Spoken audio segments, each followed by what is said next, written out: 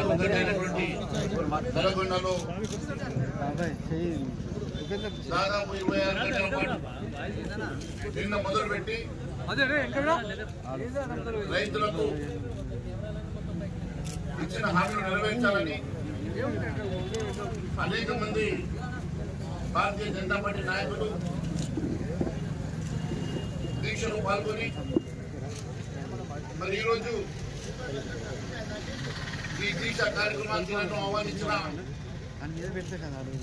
మిత్రులందరికీ కూడా ధన్యవాదాలు తెలియజేస్తా ఉన్నాను. రైతుల పక్షాన వారికి ఇచ్చినటువంటి ప్రభుత్వం హామీ నెరవేర్చాలని డిమాండ్ చేస్తున్న దీక్ష చేస్తున్న వారందరికీ కూడా అభినందనలు తెలియజేస్తా ఉన్నాను. మరి రైతులకు అనేకమైనటువంటి హామీలు ఇచ్చినటువంటి ప్రభుత్వం వరంగల్ డిక్లరేషన్ పేరు మీద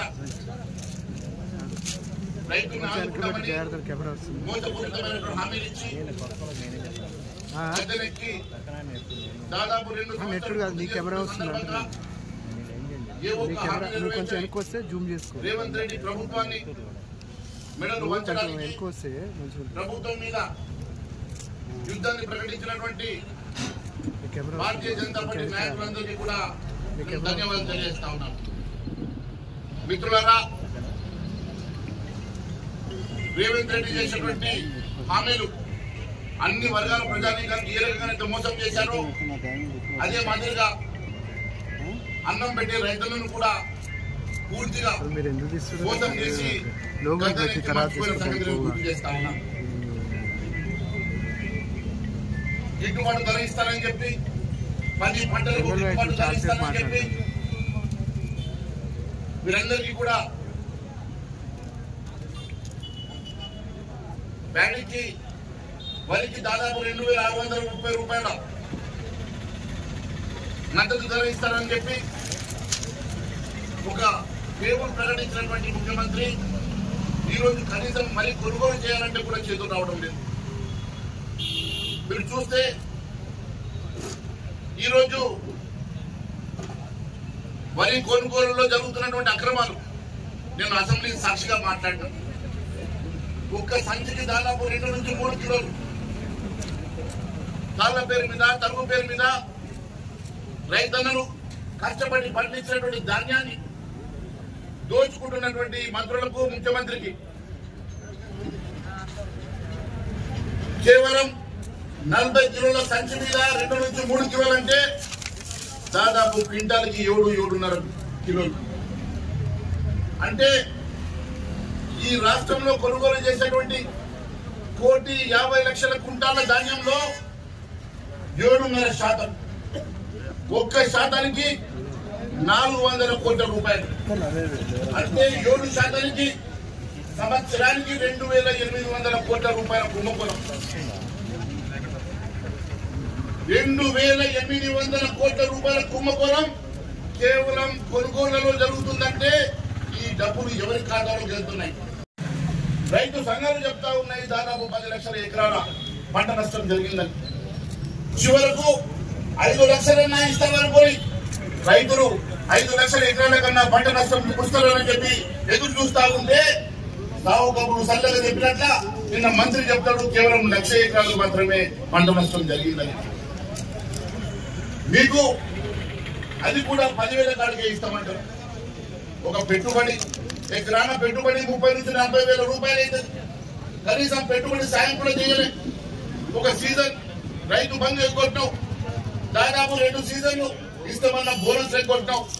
నువ్వు ఇస్తామన్న బోనస్ అనేకమైన పంటలకు ఇస్తామని చెప్పి కేవలం సన్న వడ్డకు మాత్రమే ఇస్తామని చెప్పి మాట మార్పిలో అది కూడా పోయిన సీజన్ ఇప్పటి వరకు సన్న వడ్డకు బోనస్ ఇవ్వకపోతే మళ్ళీ ఈ సీజన్ లో కూడా ఇస్తామన్న నమ్మకం లేదు. గతంలో ఎగ్గొట్టినటువంటి రైతు బంధు కానీ గతంలో ఎగ్గొట్టినటువంటి మీరు బోనస్ పైసలు కానీ ఎప్పుడు ఇస్తారని ప్రశ్నిస్తున్నాం. అంతేకాదు ఒకవైపు మీరు ఎన్నికల మేనిఫెస్టోలో చెప్పినటువంటి అనేకమైనటువంటి అంశాల్లో భాగంగా మీరు పంట నష్ట పరిహారానికి ఒక పకడ్బందీ ఇన్సూరెన్స్ క్రియేట్ చేస్తామన్నారు.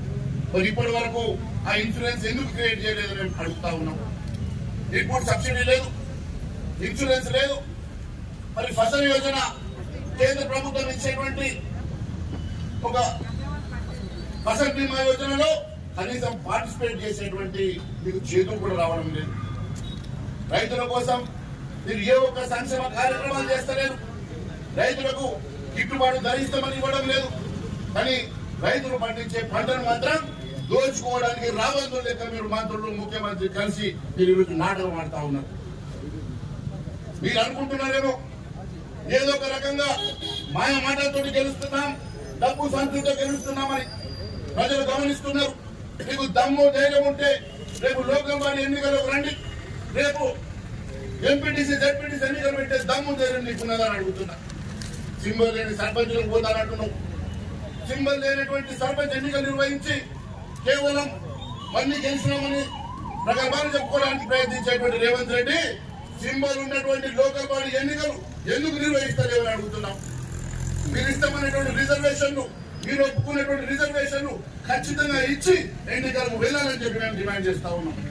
మీరు ఒక రకంగా రైతులను మోసం చేస్తూ, యువతను మోసం చేస్తూ, విద్యార్థులు రీఇంబర్స్మెంట్, ఫీ రీఇంబర్స్మెంట్ ఇస్తామని చెప్పి వారిని మోసం చేసి 10,000 కోట్ల రూపాయలు బకాయి ఉంటే కాలేజీలు మూత మోస్తే బ్లాక్ మెయిల్ చేసి విజిలెన్స్ కేసులు పెడతామని చెప్పి వారిని భయపెట్టి కాలేజీలు తెరిపిస్తున్నారు తప్ప పిల్లలకు రీఇంబర్స్మెంట్ ఇచ్చేటువంటి ఆలోచన మాత్రం చేయడం లేదు. ఒకవైపు మహిళలకు ప్రతి నెల 2,500 రూపాయలు గృహలక్ష్మి ఇస్తానని చెప్పినావు. అదే మాదిరిగా 4,000 రూపాయలు పెన్షన్ పెంచుతానని చెప్పినావు. విద్యార్థులకు స్కూటీలు ఇస్తామని చెప్పినావు. నువ్వు ఇచ్చినటువంటి అనేకమైనటువంటి హామీలు ఏ ఒక్కటి నెరవేర్చలేదు. ముఖ్యంగా ఈరోజు రైతుల్ని పూర్తిగా నిండా ముంచడమే కాదు, వారికి ఇన్పుట్ సబ్సిడీ ఇవ్వకుండా, ఇన్సూరెన్స్ ఇవ్వకుండా, కనీసం మద్దతు ధర ఇవ్వకుండా, కొనుగోలు పద్ధతులు కూడా, కొనుగోలు కేంద్రాలు కూడా పూర్తిగా మోసపూరితంగా తెరిచి ఈ రోజు అన్ని రకాలుగా రైతుల్ని మోసం చేస్తున్నటువంటి ప్రభుత్వం మెడలు వంచే వరకు భారతీయ జనతా పార్టీ పోరాటం చేస్తుందని తెలియజేస్తా ఉన్నాను. ఈ రోజు నల్గొండ గడ్డలో మొదలైనటువంటి ఈ దీక్ష కార్యక్రమాలు, రైతు పోరాటం రాష్ట్ర వ్యాప్తంగా విస్తరిస్తాం.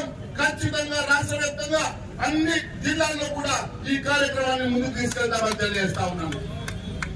ఇదొక్కటే కాదు, మీరు మేనిఫెస్టోలో ఇచ్చినటువంటి 420 హామీలు నెరవేర్చే వరకు భారతీయ జనతా పార్టీ ఖచ్చితంగా పోరాటం చేస్తుందని, మరి ఈ కార్యక్రమాన్ని విజయవంతం చేసి ఈ కార్యక్రమంలో పాల్గొన్న ప్రతి ఒక్కరికి కూడా పేరు పేరున నమస్కారం తెలియజేసుకుంటూ భారత్ మాతా కీ జై, భారత్ మాతా కీ జై.